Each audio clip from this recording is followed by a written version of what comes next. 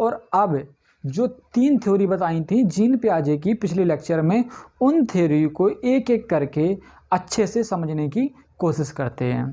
तो जो पिछले लेक्चर में हमने थ्योरी बताई थी 3, वो थ्योरी ये हैं। पहली थ्योरी हमने बताई थी जीन पियाजे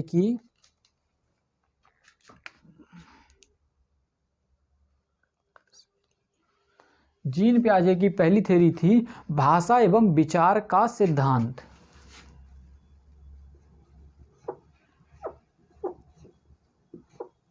भाषा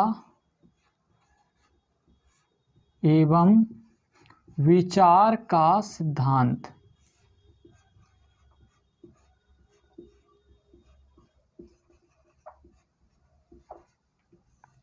जीन पियाजे की जो हमारी पिछली थ्योरी थी वो भाषा एवं विचार का सिद्धांत था, और इसके बाद में जो दूसरी थ्योरी थी हमारी जीन पियाजे की वो थी नैतिक विकास का सिद्धांत। जीन पियाजे की जो दूसरी थ्योरी थी नैतिक विकास का सिद्धांत। नैतिक विकास का सिद्धांत। नैतिक विकास का सिद्धांत। और जीन पियाजे की तीसरी मोस्ट इम्पॉर्टेंट और सबसे ज़्यादा प्रचलित थ्योरी जीन पियाजे की, जिसे UP TET C TET means अब तक जितने भी टीचिंग के UP TET C TET super TET जितने भी एग्जाम हुए हैं, इस थ्योरी से एक ना एक क्वेश्चन 100% आया है और आएगा। ये जो हमारी मोस्ट इम्पॉर्टेंट थ्योरी है संज्ञानात्मक विकास का सिद्धांत। जीन पियाजे की जो थ्योरी है संज्ञानात्मक विकास का सिद्धांत। संज्ञानात्मक विकास का सिद्धांत।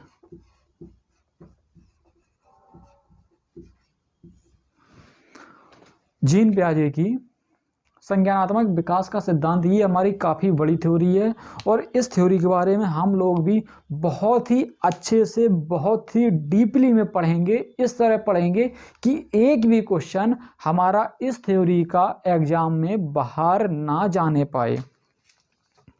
तो हम लोग सबसे पहले देखेंगे जीन पियाजे के भाषा एवं विचार का सिद्धांत। जीन पियाजे ने अपनी पहली थ्योरी मतलब भाषा एवं विचार का सिद्धांत को 2 भागों में विभाजित किया है। इस सिद्धांत के बारे में इन्होंने 2 भागों में बताया है, जिसमें कि पहले भाग में इन्होंने भाषा को अहम केंद्रित एवं सामाजीकृत भाषा के 2 भागों में विभाजित करके समझाने की कोशिश की है। पहली कौन सी भाषा बताई है इन्होंने? अहम केंद्रित भाषा।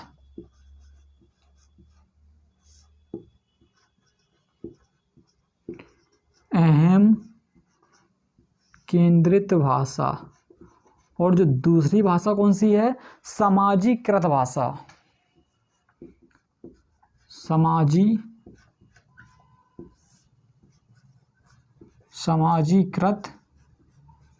भाषा। समाजीकृत भाषा। तो इसमें क्या हुआ था, हमने पिछले लेक्चर में जैसे कि बताया था कि जो जीन पियाजे थे वो लगभग अधिकतर बच्चों के ऊपर नए नए अलग अलग प्रकार से एक्सपेरिमेंट करते रहते थे।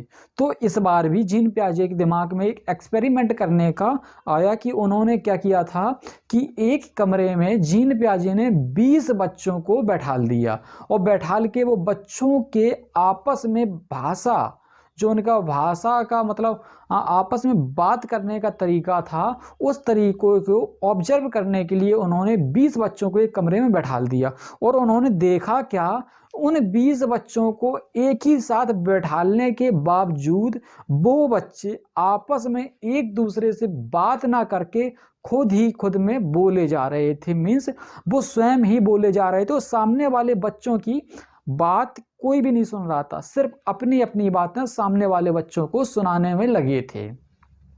तो इसलिए जीन पियाजे ने इसको अहम केंद्रित भाषा को बताया है। मीन्स बच्चे क्या करते थे, सिर्फ अपनी बातें बोलने में लगे हुए थे, सामने वाले की बातों को बिल्कुल ध्यान नहीं दे रहे थे कि सामने वाला बच्चा क्या कह रहा है, क्या समझाना चाह रहा है। इसलिए इन्होंने, जीन पियाजे ने अहम केंद्रित भाषा बताया है। और अहम केंद्रित भाषा को ये शैशवावस्था, जो बच्चों की शैशवावस्था वाले बच्चों में ये अहम केंद्रित भाषा को देखा गया था। कौन से? शैशवावस्था में,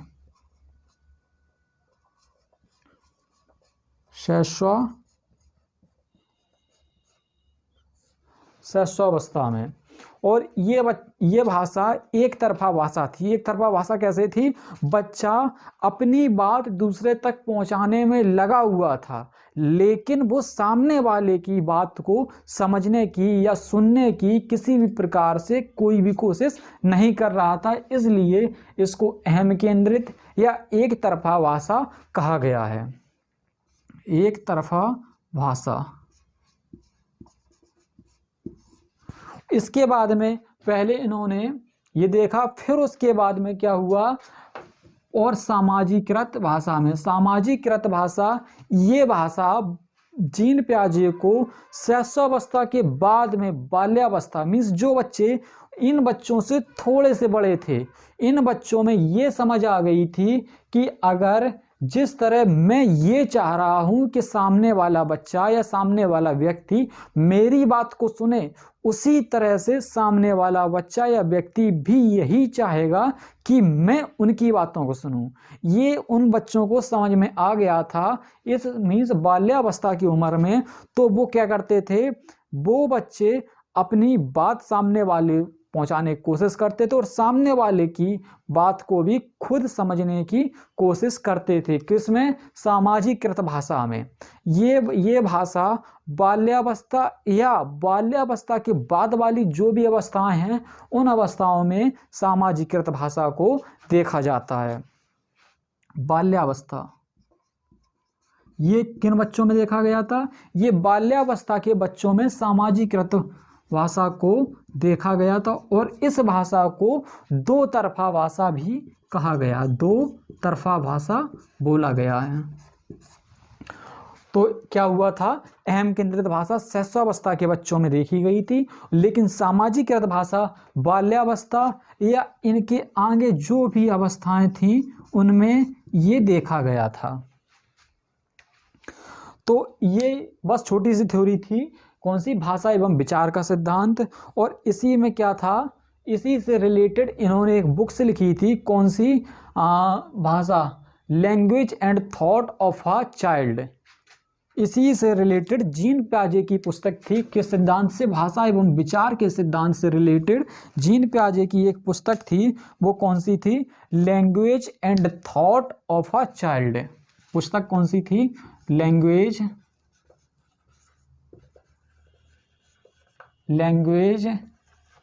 एंड थॉट ऑफ अ, मैंने पिछले लेक्चर में भी ये बताया था, लेकिन इस लेक्चर में भी दिमाग में आ गया, तो इसको भी नोट कर लें कि जीन पियाजे की भाषा एवं विचार के सिद्धांत से संबंधित पुस्तक कौन सी थी? Language and thought of a child.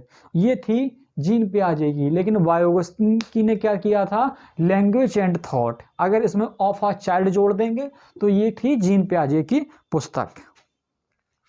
अब इसके बाद में जो हमारा दूसरा थ्योरी थी, जीन पियाजे ने जो दूसरी थ्योरी को बताया था, वो थ्योरी थी नैतिक विकास का सिद्धांत। कौन सी थ्योरी थी? नैतिक विकास का सिद्धांत। चलो अब इस थ्योरी के बारे में आगे बढ़ते हैं और बड़े ही अच्छे से इस थ्योरी को भी समझने की कोशिश करते हैं। कौन सी थ्योरी थी? नैतिक विकास का सिद्धांत। नैतिक विकास का सिद्धांत। इसमें जो पहली थ्योरी थी, भाषा एवं विचार का सिद्धांत, इसको जीन पियाजे ने दो भागों में बांटा था। लेकिन नैतिक विकास के सिद्धांत को जीन पियाजे ने कितने? 3 भागों में बांटा था। नैतिक विकास का सिद्धांत, नैतिक विकास का सिद्धांत, इसको जीन पियाजे ने 3 भागों में बांटा था। वो भाग कौन कौन से थे? सबसे पहला उनका जो था पूर्व नैतिक अवस्था। कौन सी थी? पूर्व नैतिक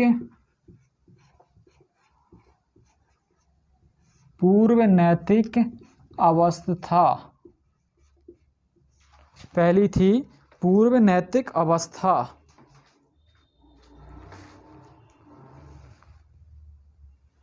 और इसके बाद में ही जो दूसरी थी,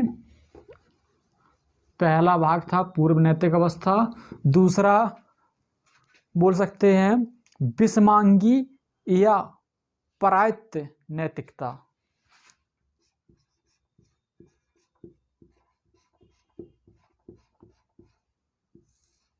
विषमांगी या परायत्त नैतिकता।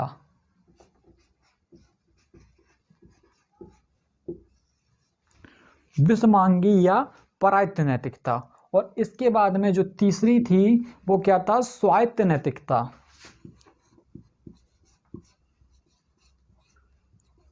स्वायत्त नैतिकता।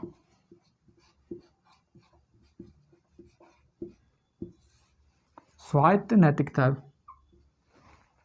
अब इन तीनों के बारे में हम बड़े ही अच्छे से समझाएंगे। इसमें क्या था? पूर्व नैतिक अवस्था।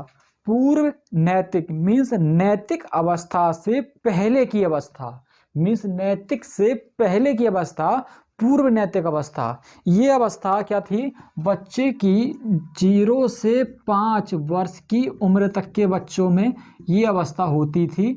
और फिर उसके बाद में 5 से 10 वर्ष के बच्चों में विषमांगी या परायत्त नैतिकता पाया जाता था। और 10 वर्ष से अधिक के बच्चों में ये स्वायत्त अवस्था पाई जाती थी। इसमें क्या पहला था? पूर्व नैतिक अवस्था मीन्स इस अवस्था में बच्चों को नैतिक के बारे में कोई भी ज्ञान नहीं था। बच्चे नैतिकता के बारे में कुछ भी नहीं जानते थे। इस अवस्था में बच्चे सिर्फ और सिर्फ अपनी मन की सुनते थे। अगर उनका मन है तो वो वही करेंगे। अगर तुमने उनसे एक गिलास पानी मांगा है तो अगर बच्चे का मन है तो वो एक गिलास पानी दे देगा, और अगर उसका मन नहीं है तो वो वहाँ से चला जाएगा, मना कर देगा या नहीं देगा, वो कुछ भी कर लो, वो पानी नहीं देगा। तो इसमें क्या होता है? पूर्व नैतिक अवस्था, क्योंकि उसको नैतिकता का कोई भी ज्ञान नहीं है कि उसके लिए क्या सही है क्या गलत है। इसीलिए इसको कहा गया है पूर्व नैतिक अवस्था। मीन्स नैतिक अवस्था के पहले की अवस्था, मीन्स नैतिक के पहले की अवस्था पूर्व नैतिक अवस्था। और इसके बाद में जो दूसरी अवस्था विषमांगी या परायत्त अवस्था। इसमें क्या होता है?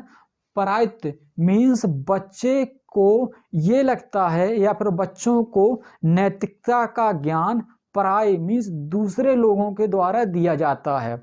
बच्चों को जो समझा दिया जाता है कि बेटा तुम्हारे लिए ये सही है ये गलत है, तो बच्चा उसी को ही सही मानता है या उसी को पूरी तरह से सर्वे सर्वा मानता है या पूर्ण नैतिक मानता है।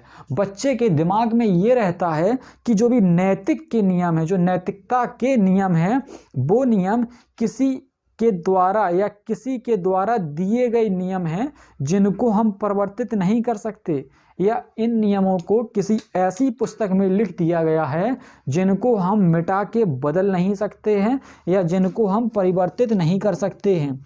इसलिए इसको क्या परायत्त नैतिकता कहते हैं। इस अवस्था में अगर बच्चे से बोल दिया कि बेटा जानवरों को नहीं मारा जाता, तो बच्चे जानवरों को नहीं मारेंगे। उनके लिए पूरा नैतिक क्या है कि वो जानवरों को नहीं मारा, तो उनके दिमाग में क्या आ जाता है कि नहीं मारा जाता तो नहीं मारा जाता, उसको परिवर्तित नहीं किया जा सकता। इसके बाद जो अवस्था आई है स्वायत्त नैतिकता अवस्था। स्वायत्त नैतिकता अवस्था में क्या होता है? बच्चा 10 वर्ष या उससे अधिक की उम्र का हो जाता है। इस उम्र में बच्चों को ये ज्ञान हो जाता है कि उसके लिए क्या नैतिकता है क्या नैतिकता नहीं है। बच्चे को ये ज्ञान हो जाता है जो उसके लिए हितकारी है या जो उसके लिए अच्छा है, जो समाज के लिए अच्छा है, वही नैतिकता है। तो इसमें बच्चा स्वयं नैतिक के नियम स्वयं बनाने लगता है, या जैसे क्या है इसमें उसको समझाया गया था कि जानवरों को नहीं मारा जाता। यदि यही बच्चा 10 वर्ष की उम्र के बाद में कहीं जंगल पे घूमने जाता है और उसको सामने से जंगली जानवर उस पर आक्रमण करने की कोशिश करता है, तो क्या करेगा बच्चा? क्या जानवर को नहीं मारेगा? तो इसमें क्या, अगर वो जानवर को नहीं मारेगा तो बच्चे को जानवर खा लेगा। तो इसमें उस समय उस बच्चे के लिए नैतिक या अच्छी बात यही है कि वो जानवर को मारने, मतलब अपने आप को बचाने के लिए जानवर को उसको मारना पड़ेगा। तो इस अवस्था में बच्चे को इस बात का ज्ञान हो जाता है कि जो भी हमारे नैतिकता के नियम हैं उनको समय एवं परिस्थिति के अनुसार परिवर्तित किया जा सकता है। किस अवस्था में? स्वायत्त नैतिकता का अवस्था। स्वायत्त मीन्स स्वयं, नैतिकता मीन्स बालक अपने नैतिकता के नियम को स्वयं परिस्थिति एवं समय के अनुसार परिवर्तित कर सकता है या उनको बना सकता है।